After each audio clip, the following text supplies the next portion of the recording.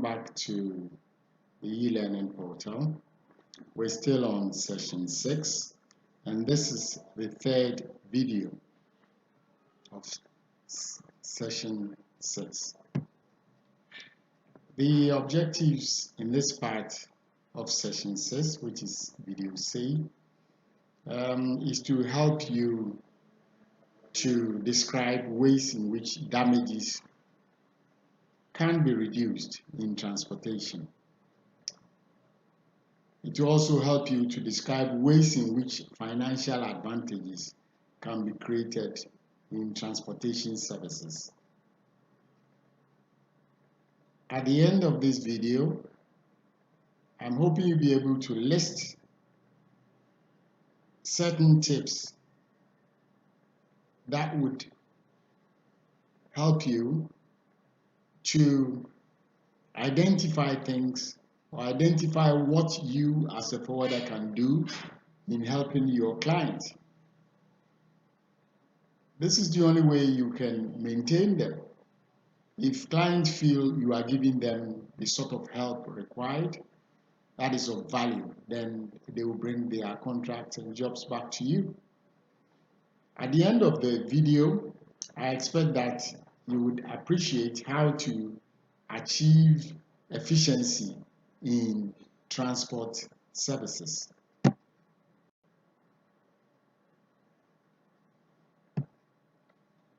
In order to reduce risk of damage in transportation, the forwarder is required to use their expertise and the freedom of choice to select the most suitable means of transport and the best equipment available for handling the cargo. The forwarder also has to advise and ensure that their staff have knowledge of the best way of packaging for economic gains. Forwarders would have to use appropriate loading units. An example is the sea container.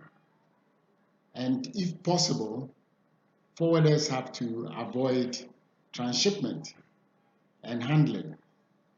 And if these steps are well taken care of, it is likely that risk of damage will be highly reduced, if not eliminated entirely. There are means of creating financial advantage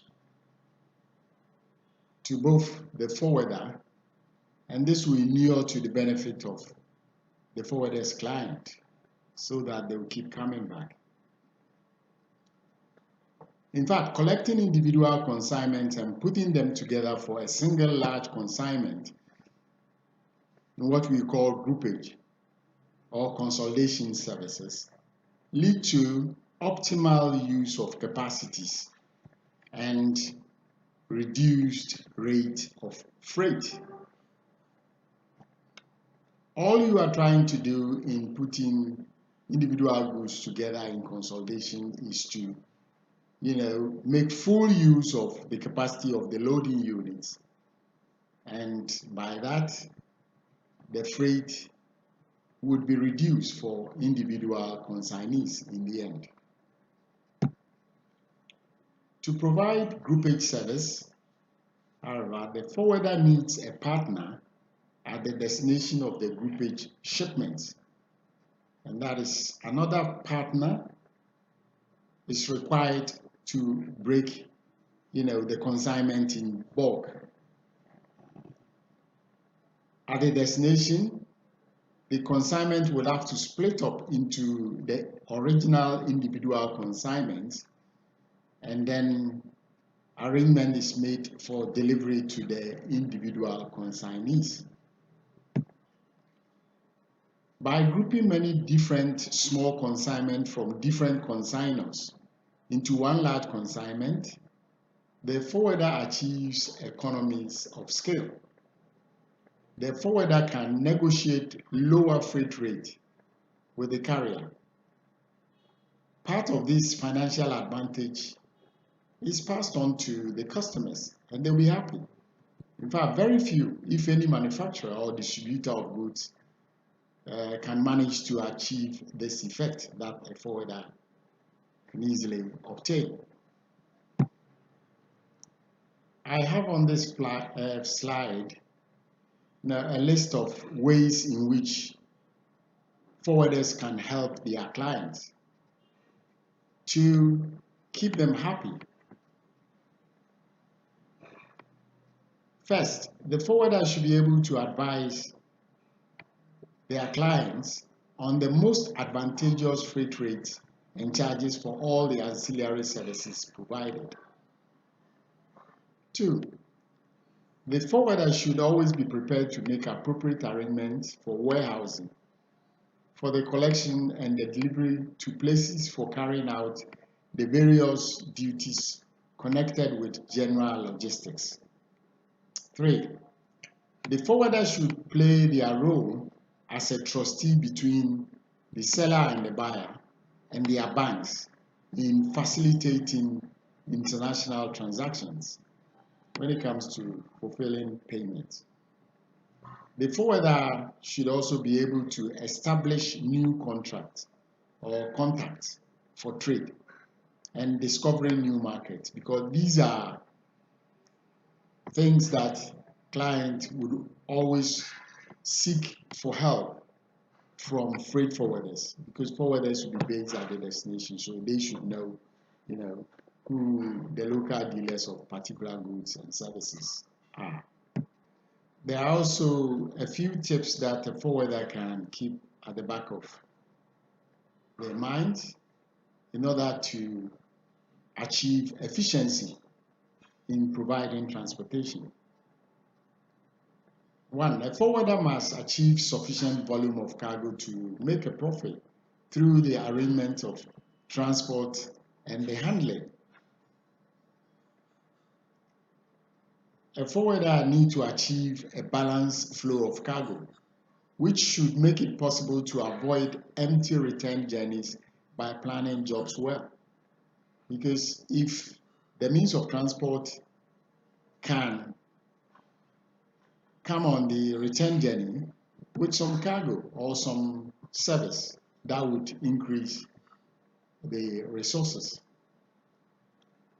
A forwarder should be able to set up their own offices, groupage and storage facilities in the area which they serve. In fact, to provide consolidation service, you need storage space, because the goods may have to be kept for a period until the day of shipment from the port. The forwarder should be able to set up a network of equipment and communication so that the movement of cargo vehicles can be controlled and documented properly. Clients are quite interested in knowing where their cargoes are, their status all the time. So if the means is there and the forwarder can provide real-time information on the status of cargo, that will be quite helpful. Forwarders should set up and keep to strict schedules of delivery. Delays may cost you money. Forwarders should try and keep shippers informed about their methods and concept of cargo handling.